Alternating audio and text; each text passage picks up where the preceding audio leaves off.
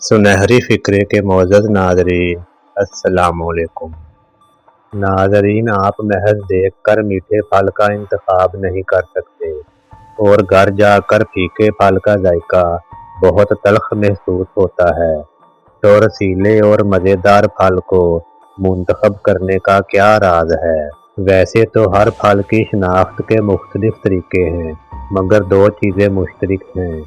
ایک تو جو پھل چھوٹا ہونے کے باوجود زیادہ وزنی محسوس ہوگا، اس کے میٹھے ہونے کا امکان بہت زیادہ ہوگا، کیونکہ وزنی ہونے سے یہ اندیہ ملتا ہے کہ اس میں زیادہ رس، زیادہ مٹھاس اور زیادہ ذائقہ موجود ہے۔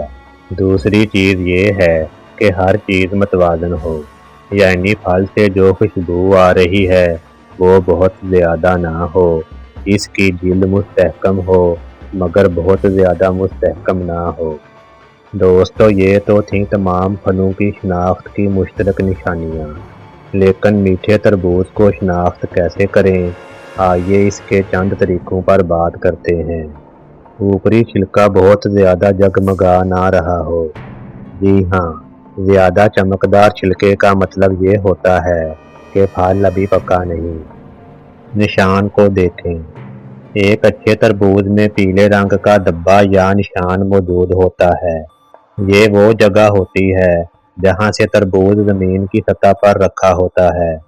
اس نشان کا مطلب یہ ہوتا ہے کہ پھل بیل کے ساتھ پک کر تیار ہوا ہے، جس کی وجہ سے زمین پر اٹکے رہنے سے یہ نشان بن جاتا ہے۔ اگر پھل پر کوئی نشان نہیں یا اس کی رنگت سفید ہے تو اس کا مطلب یہ ہے کہ پھل کو کچا توڑا گیا اور یہ ذائقے دار نہیں۔ تھپتھپا کر دیکھیں۔ پکے ہوئے تربوز کو تھپتھپانے سے ایسا لگتا ہے جیسے کسی کھوکھلی چیز کو تھپتھپایا جا رہا ہے۔ اس کے برعکس اگر اس پر دستک دینے سے کسی ٹھوس چیز کو تھپتھپانے جیسی آواز آئے تو یہ پھل کے پکے ہوئے نہ ہونے کی نشانی ہے۔ گول پھل کا انتخاب کریں۔ بیضوی کی جگہ گول تربوز زیادہ مزیدار ہوتے ہیں، لہذا چھوٹے مگر گول شکل کے تربوز کو ترجیح دینی چاہیے۔